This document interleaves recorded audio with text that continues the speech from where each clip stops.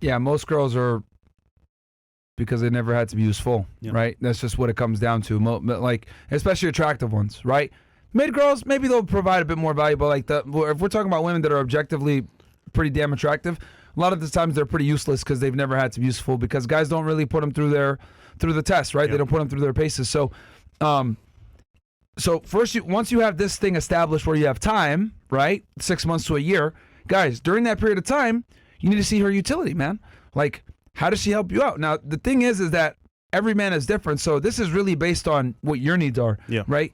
Maybe you're a guy where you like coffee and you like to have coffee every single morning and she spends a couple of nights with you a week.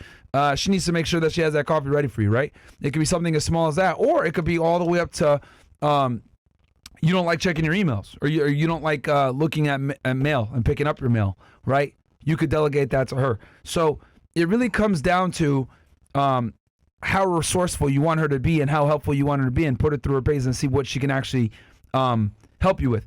Now, the other thing too, guys, is that this also, why this is so important is because it gives you the ability to kind of take a leadership role where you're delegating certain tasks to her. When it comes to women, guys, women fall in love with you through acts of service, right? Now, most feminists won't dare admit this, but girls fall in love by doing things for you because most men never have them do anything for them. Most guys are just happy that she shows up and she's not able to build a bond with that individual because he's just happy because she's the most attractive girl he's never had. So he automatically pedestalizes her, right? Oh my God, this is the hottest girl I ever got. I'm going to pedestalize her and take her everywhere. That's why you see these male streamers, they get these girls. A lot of times it's the most attractive girl they've ever had because they have low sexual market value relative to their fame, right? And then the girl just uses and abuses them, and then bam, next thing you know, she's on to the next, right?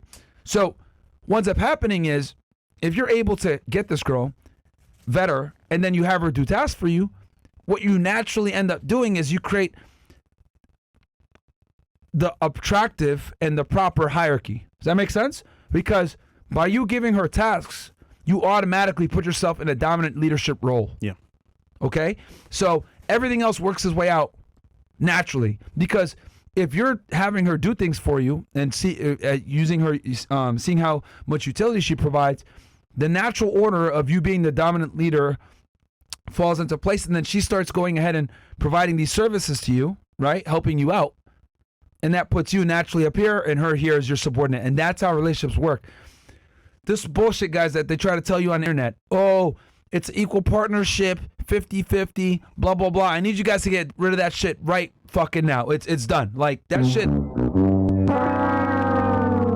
I hate that I have to even say this shit again on this podcast, but it's so goddamn ingrained in Western society that men and women are equal. She's your partner. She's your better half. Happy wife, happy life. All these stupid ass fucking idioms that are created to kind of destroy the natural order hierarchy of men being over women and being the leaders, protectors, and providers, and most importantly, fucking decision makers, right? So I don't need you guys to subscribe. Everything that you've been taught from like these TV shows, relationships, etc., it's all propaganda.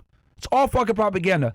Ever since the 90s, right?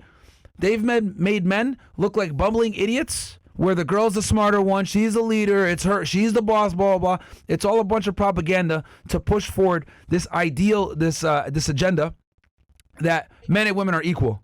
But the reality is they're not at all. And as a matter of fact, if you treat her like an equal, she's going to lose respect for you. She's going to lose attraction for you. Okay? The natural female attraction triggers don't align with conventional societal norms of what they say relationships should be, of this whole bullshit equality. So you guys need to destroy that whole mantra in your head of equality, happy wife, happy life. She, she's the boss, blah, blah, whatever she says goes. Remove that right fucking now. Remove that. Because I promise you, if you guys subscribe to that way of thinking and running a relationship in that manner, it's a matter of fucking time until you're done. Because when you do that, right, where she's the boss, you're giving her the frame. When she has the frame, it's a matter of time until you're out the game. Simple as that. She has a frame, matter of time until you're out the game. Because when she has the frame, right, now she's in a leadership role. That's a very uncomfortable position for women, right? Very uncomfortable position. So the more attractive you are, the more status you have, right, the longer she'll stay in that uncomfortable position, but at some point it's going to end. We use Tom Brady a lot as an example here. Giselle made it work with him for a significant amount of time, right? But I guarantee you guys that if he was a regular guy and he wasn't Tom Brady, she probably would have left a lot sooner. But his celebrity, his status, his money, their children, all these factors kept her around a little bit longer, right? And sometimes you could buy yourself some time, right? The more attractive an individual you are, the more mistakes you can make. And the longer you have where she'll kind of tolerate you until she leaves.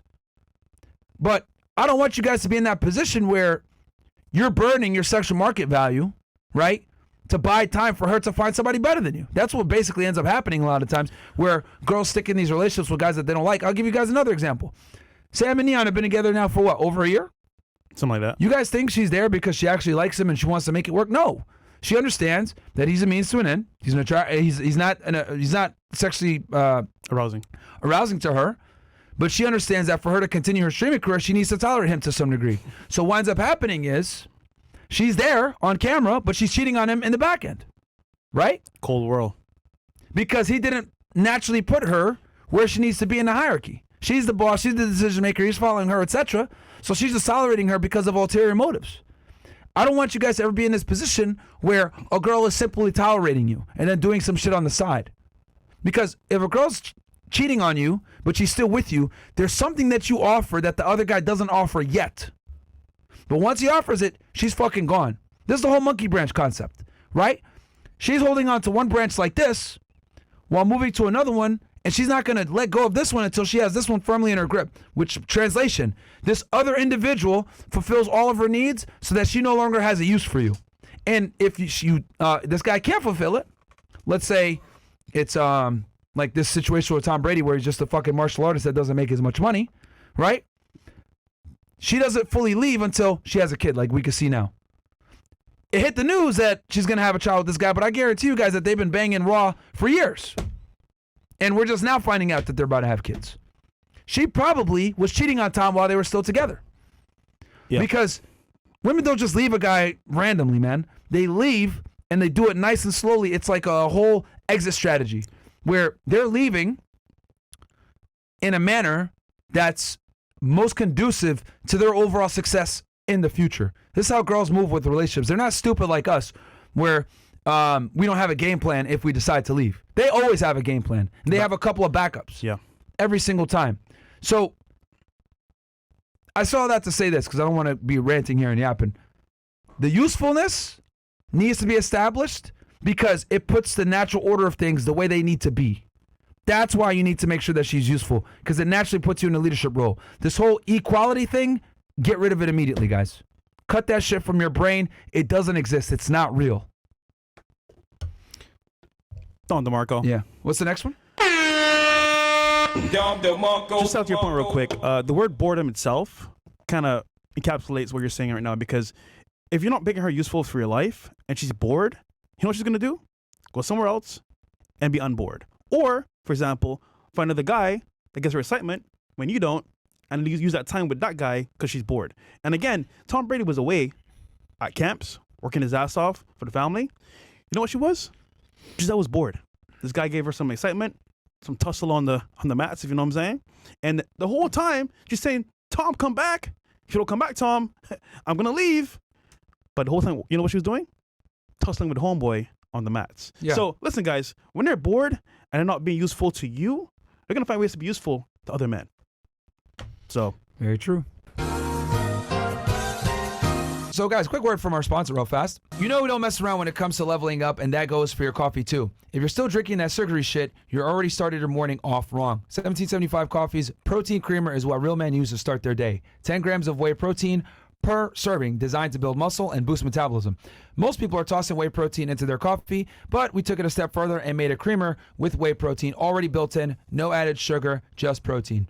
They just dropped this protein creamer along with a whole new lineup. In addition to the classic dark and medium roast, you'll find new coffee pods and a brain-boosting mushroom blend that'll have you focus like a sniper locked in on CNN. Don't start your morning funding the woke mob and dumping garbage into your body. Do it right with 1775 coffee. Use code FRESH to get 15% off. Guys, I'm drinking 1775 coffee right now, man. As we walk it like we talk it over here, guys. And they got one that has a protein blend, man. So definitely go show them support. Shout out to 1775 coffee.